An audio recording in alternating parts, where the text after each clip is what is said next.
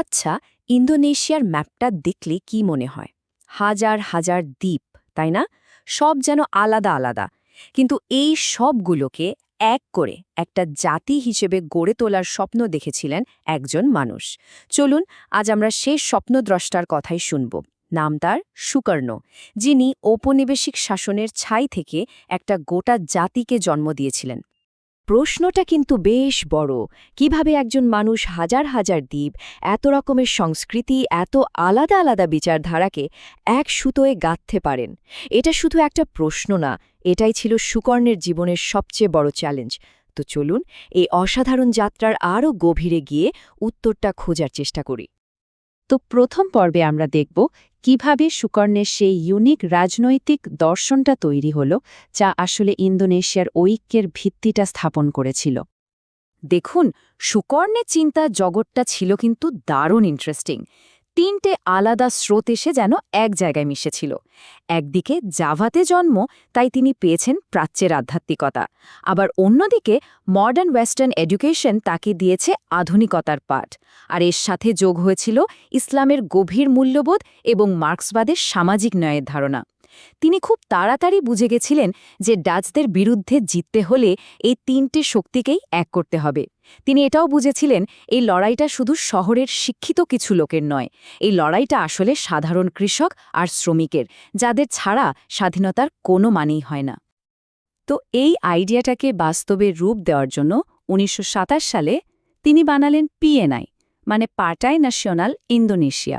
এটা কিন্তু শুধু আরেকটা রাজনৈতিক দল ছিল না, এটা ছিল পূর্ণ স্বাধীনতার এক সরাসরি ঘোষণা। আর এর পেছনের শক্তি ছিল সুকর্ণর নিজস্ব দর্শন, মারহানিজম। এটা কি? এটা হলো ইন্দোনেশিয়ার সাধারণ মানুষের জন্য মার্ক্সবাদের এক নতুন রূপ। এটা শুধু বড় বড় তত্ত্বের কথা বলতো না, এটা বলতো সাধারণ কৃষক, জেলে, শ্রমিকের অধিকারের কথা। আর এর প্রভাব ছিল অমাম, মানে অসাধারণ। প্রথমবারের মতো ইন্দোনেশিয়া নামে একটা একক জাতির ধারণা সাধারণ মানুষের মনে গেঁথে যেতে শুরু করল। কিন্তু ইতিহাস ঘাটলে একটা জিনিস দেখা যায়, অত্যাচারী চাপ যত বাড়ে, বিপ্লবের আগুনও কিন্তু ততটাই বেড়ে ওঠে। চলুন দেখি কিভাবে ডাচদের দমননীতি সুকর্ণকে একজন সাধারণ নেতা থেকে একেবারে জাতীয় প্রতীকে পরিণত করে দিল।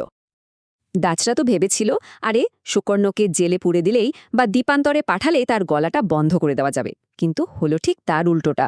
আদালতের কাঠগড়ায় দাঁড়িয়ে তিনি যে ঐতিহাসিক ভাষণটা দিলেন, ইন্দোনেশিয়া মাঙ্গুগাত বা ইন্দোনেশিয়া অভিযোগ করছে, সেটা গোটা জাতির বুকে যেন বিপ্লবের আগুন জ্বালিয়ে দিল। আর নির্বাসনের সেই একাকী দিনগুলোতে তিনি তার দর্শনকে আরও ধারালো করে তুললেন। ডাচদের কারাগারে তাকে বানিয়ে দিল জাতীয়তাবাদের এক জীবন্ত কিংবদন্তি। এবার আমরা ইতিহাসের এমন এক জটিল আর বিতর্কিত অধ্যায়ে ঢুকছি, যা নিয়ে অনেক প্রশ্ন ওঠে। দ্বিতীয় বিশ্বযুদ্ধের সময় জাপানের ইন্দোনেশিয়া দখল।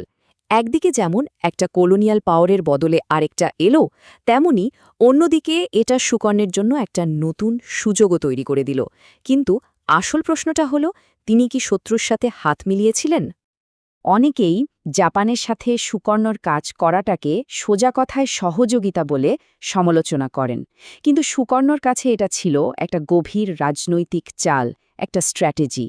তিনি জাপানিদের দেওয়া রেডিও ব্যবহার করেই জাতীয়তাবাদের চেতনা ছড়িয়ে দিয়েছিলেন সাধারণ মানুষের মধ্যে। তিনি পুটেরার মতো সংগঠন তৈরি করে একদিকে যেমন জাপানিদের ওপর স্বাধীনতার জন্য চাপ বাড়াচ্ছিলেন, তেমনি অন্যদিকে ইন্দোনেশীয়দের প্রশাসনিক অভিজ্ঞতা অর্জনের একটা সুযোগও করে দিচ্ছিলেন। মানে এটা ছিল শত্রুকে ব্যবহার করে নিজের ঘর গোছানোর এক অসাধারণ কৌশল। সুকর্ণের দূরদর্শিতার সবচেয়ে বড় প্রমাণ কিন্তু এই পিটা। ভাবুন একবার, জাপানিরা এই সেনাবাহিনীটা বানিয়েছিল নিজেদের প্রয়োজনে, মিত্রশক্তির বিরুদ্ধে লড়ার জন্য। কিন্তু সুকর্ণ এর মধ্যে দেখেছিলেন স্বাধীন ইন্দোনেশিয়ার ভবিষ্যৎ সেনাবাহিনীর একটা বীজ। পিটাতে ট্রেনিং পাওয়া হাজার হাজার যুবকই কিন্তু পরে ডাচদের বিরুদ্ধে রক্তক্ষয়ী স্বাধীনতা যুদ্ধের মূল শক্তি হয়ে উঠেছিল। সোজা কথায়, শত্রুর অস্ত্র দিয়েই শত্রুকে ঘায়েল করার একটা নিখুঁত প্ল্যান। স্বাধীনতা যখন প্রায় দরজায় কড়া নাড়ছে, ঠিক তখনই সুকর্ণ তার সবচেয়ে গুরুত্বপূর্ণ কাজটা করলেন। তিনি বুঝতে পারছিলেন যে হাজার হাজার দ্বীপ, এত ধর্ম, এত সংস্কৃতি, এ দেশটাকে এক সুতোয় বাঁধতে হলে একটা কমন আদর্শ দরকার, একটা আঠা দরকার। আর সে আঠাটাই হল পঞ্চশীলা, ৫টা নীতি, যা আজও ইন্দোনেশিয়ার রাষ্ট্রীয় ভিত্তি, এক ঈশ্বরে বিশ্বাস, মানবিকতা, জাতীয় ঐক্য, গণতন্ত্র এবং সামাজিক ন্যায় বিচার। আর এর পরই চলে এলো সেই ঐতিহাসিক মুহূর্তটা। জাপান স্যারেন্ডার করার সাথে সাথেই ইতিহাসে একটা সুযোগ তৈরি হল। সুকর্ণ সেই সুযোগ এক মুহূর্তের জন্য হাতছাড়া করেননি। ১৯৪৫ সালের ১৭ই আগস্ট তিনি আর মোহাম্মদ হাত্তা একসঙ্গে পাঠ করলেন স্বাধীনতা সেই অমর ঘোষণা, প্রোক্লামাসি। ৩৫০ বছরের ঔপনিবেশিক শাসনের শেকল ভেঙে জন্ম নিল এক নতুন স্বাধীন দেশ, ইন্দোনেশিয়া। আর তার প্রথম রাষ্ট্রপতি হলেন সুকর্ণ নিজে। স্বাধীনতা অর্জন করা তো একটা বড় ব্যাপার, কিন্তু সেটাকে রক্ষা করা তার চেয়েও বড় চ্যালেঞ্জ। এবার আমরা সেই রক্তক্ষয়ী সংগ্রামের কথা জানব, যা স্বাধীন ইন্দোনেশিয়াকে লড়তে হয়েছিল শুধু নিজের অস্তিত্বটা টিকিয়ে রাখার জন্য। সুকর্ণ খুব ভালো করে বুঝতে পেরেছিলেন যে শুধু অস্ত্রের জোরে এই যুদ্ধ জেতা যাবে না, তাই তিনি একটা টু ফ্রন্ট স্ট্র্যাটেজি নিলেন।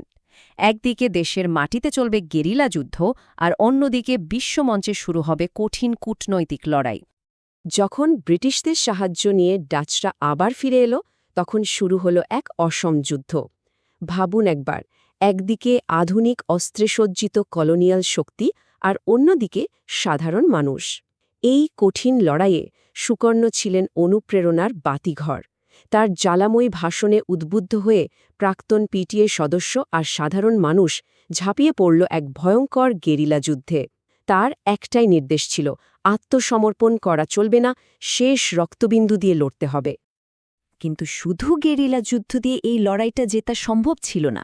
আর এখানে সুকর্ণের রাজনৈতিক প্রজ্ঞার আসল পরিচয় পাওয়া যায়। তিনি একদিকে যেমন দেশের ভেতরে যুদ্ধের আগুনটা জ্বালিয়ে রেখেছিলেন, তেমনি অন্যদিকে মোহাম্মদ হাত্তাকে পাঠিয়েছিলেন আন্তর্জাতিক সমর্থন জোগাড় করতে। লিঙ্গজাতি আর রেনভিলের মতো চুক্তির মাধ্যমে তিনি একদিকে যেমন সময় নিচ্ছিলেন, তেমনি অন্যদিকে গোটা পৃথিবীর সামনে ডাচদের আগ্রাসী মুখটা তুলে ধরছিলেন। এর ফলও মিলল। ডাচরা আন্তর্জাতিকভাবে একা হয়ে পড়ল এবং শেষ পর্যন্ত ১৯৪৯ সালে ইন্দোনেশিয়ার সার্বভৌমত্বকে মেনে নিতে বাধ্য হল। তো যুদ্ধ শেষ হল, ইন্দোনেশিয়া ফাইনালি স্বাধীন হল। কিন্তু একজন রাষ্ট্রনায়কের কাজ তো এখানেই শেষ হয়ে যায় না, তাই না? চলুন এবার আমরা দেখব সুকর্ণ তার নতুন জাতিকে উত্তরাধিকার হিসাবে কি দিয়ে গেলেন। সুকর্ণ কিন্তু শুধু ইন্দোনেশিয়ার নেতা হয়েই থেমে থাকেননি, তিনি হয়ে উঠেছিলেন তৃতীয় বিশ্বের মানে সদ্য স্বাধীন হওয়া দেশগুলোর একটা জোরালো কণ্ঠস্বর।